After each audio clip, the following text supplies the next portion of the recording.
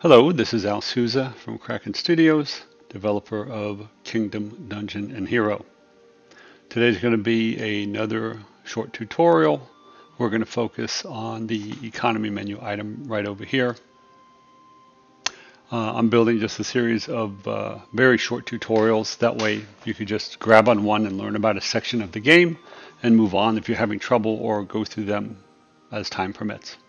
Okay, so we're going to start with up here. This bar over here tells you all the resources that you have in your stockpile that are saved from turn to turn, except for the flag. The flag is basically, it tells you how many locations that you currently control. So starting from upper left down to lower right, this tells you the general condition of your kingdom. First, it shows your nature. We have benevolent, lawful, feudal, tribal, and tyrannical. The ranges from good to evil, but they're more like shades of gray. You can guess by the words which ones are good and which one leans toward evil. After that, you have stability, which is a very important attribute of the game. Stability controls your production. If your stability falls too far, your production starts suffering. Stability wins you victory points. Stability is impacted by declaring war on other kingdoms, breaking alliances, losing battles, not having enough food for your people. It goes up by making alliances, making treaties, and winning battles. So stability tends to always gravitate toward 50. So if you're very high or very low, it'll naturally gravitate toward 50. So you don't get stuck low or you don't always rise high. Next item on the list is corruption. Corruption occurs when your kingdom's population gets over 60. Bureaucrats, local governors, men at arms, guards, they all start taking a little piece of the pie because the bureaucracy is just too large and you can't manage it.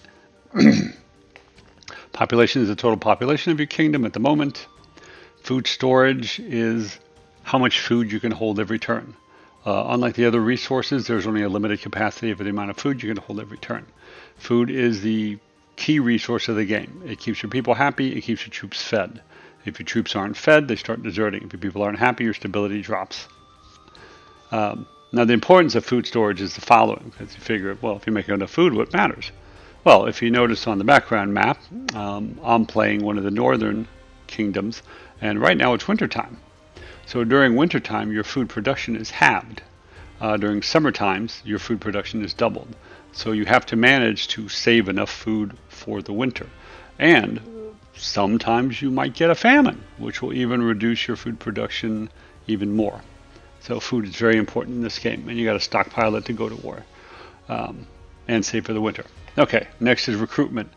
Recruitment is basically how many peasants you have that you could grab from the towns and villages to stick in your armies. So, or people you could hire, whatever.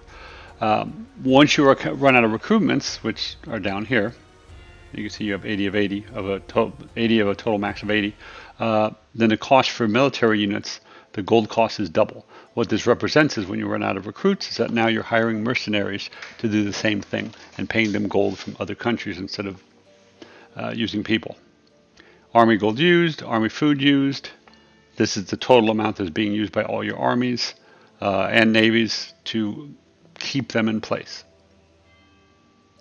The second column tells you how much you produce of everything and where your economy is at the moment. Like, for example, we're small enough, we don't have any corruption, so this kingdom is producing at 100% efficiency. Any text that you see with a little I next to it, you can hover over it and it'll give you some information. So like food, it is showing you that you produced 31, 50 was used, and 57 stored for the next turn. Now remember, 31 was produced because we are in winter time right now. Now, if you have a kingdom that extends vertically across the map, you might have some locations that are in a summer climate, some that are in a fall or spring climate, and some that are in a winter climate. During fall and spring, your food production is normal. This is the market.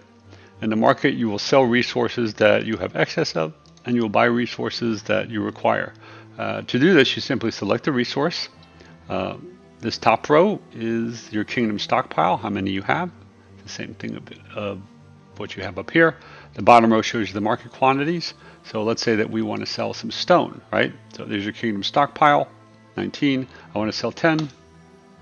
Notice the kingdom stockpile went down and the market quantity went up. Same thing with horses. I sell 3 horses. Whoops, wrong one. Sell 3 horses. Market quantity went up, your stockpile went down. Now the same goes if you want to buy resources. Buy resources, you click on the left-hand side where it says buy, select your resource, and you just purchase it. You notice it transferred from the market to the stockpile. Whoops. We don't have enough gold to buy that many, so we're just going to buy 1. So you buy 1, singles, market goes down, your stockpile goes up. The market is influenced by all the other kingdoms in the realm, and they buy and sell and trade on the market. The market tends to gravitate toward a baseline. That way that doesn't get too much or too little. You could think of these as peasants that are buying on the open market or selling on the open market. They buy when it's low and they sell when it's high. There are several minor kingdoms that players can't play that impact the market. For example, one of the kingdoms is an iron master, so they add more iron to the market stores and keep iron down. Another one's a horse master, same thing.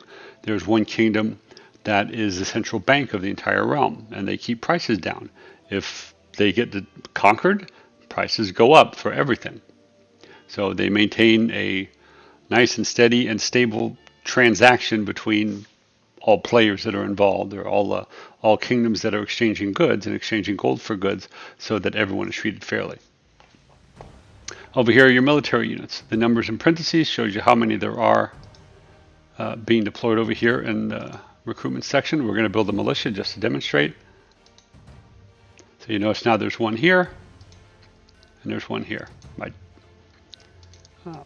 Each kingdom has different units that you could build. For example, this kingdom could build war bears.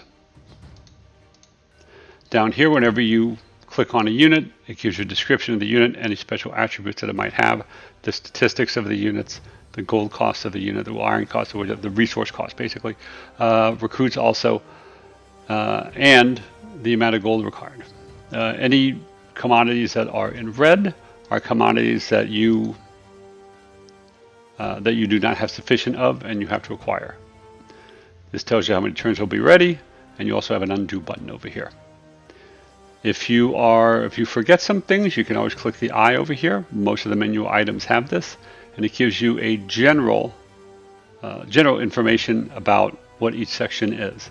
If you need more information, you can go to the help file, and this is pretty much the rule book of the game.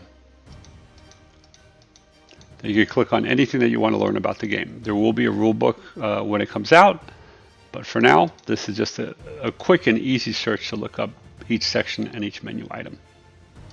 And that sums it up about the economy menu. Thank you very much for listening, and I hope this was helpful.